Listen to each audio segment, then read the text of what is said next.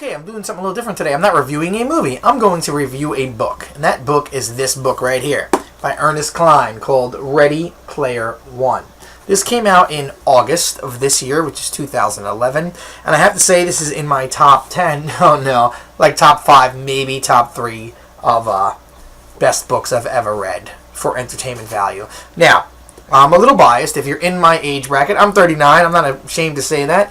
So, yeah, I grew up in the 80s. This book is all about the 80s, but with the futuristic twist. Basically, it takes place in 2044, where the entire world now is not as good as it is now. And everyone plugs into this, basically, MMO, as you would know it today, like your World of Warcrafts and blah, blah, blah. But it's called the Oasis, which is basically another lifestyle altogether. Like, whatever they have today, Second Life, blah, blah.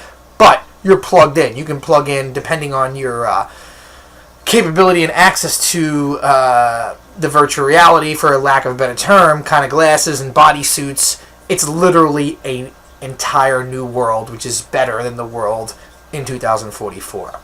Okay, so anyway, it's about a guy who created that world, that system, who, and you learn this in the first page, has passed away.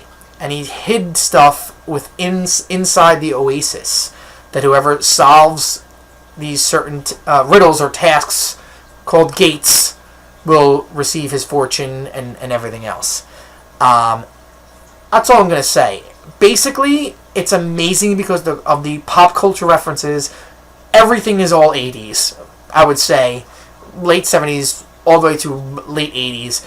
And I was in heaven. Every word, every sentence of this book is amazing. Like, amazing. Atari 2600, Commodore 64, Back to the Future references. Anything you can think of, like, in the 80s. Like, I mean, sorry, that's the best decade ever to me, because I lived it.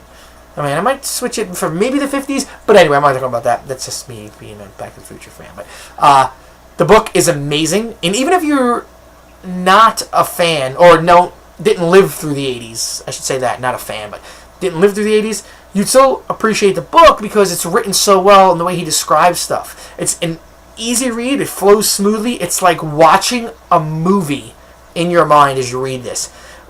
Honestly, one of the best books I have ever read as far as entertainment value goes on this type of subject. I just felt like a kid reading it again. And so I'm going to stop here. Buy this book. Go out. Buy it immediately, right now. Stop, cut my review off, and you can come back later. 5 beards all the way. I've already recommended this to a couple people, and the accolades were the same, how great this is. They're making it into a movie. I hope they stick to it. Don't know. Someone said they were going to take out the 80s references. I'm not sure how true that is. That'd be like making Back to the Future without the 50s references. Like, really? Like, people don't get it? I think they get it. So anyway, get this book. It's awesome. It is called Ready Player One. Now, you might be able to get this copy because this is an advanced reader's edition, okay, which is a very cool cover. And I think the European edition has this cover, too, that's released now. So this is an advanced copy, not for sale, so I can't give it to you.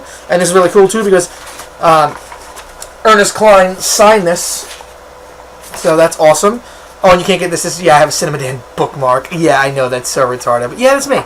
Anyway, so 5 beards. Get this book. It is absolutely, absolutely amazing. Amazing on every level. And if you read this book and you don't like it, yeah, it's right below. Tell me why. Because I don't think you will. Alright, I'll see you later. And even though this wasn't a movie review, it's a book review. And I'm CinemaDan. Trust the beard.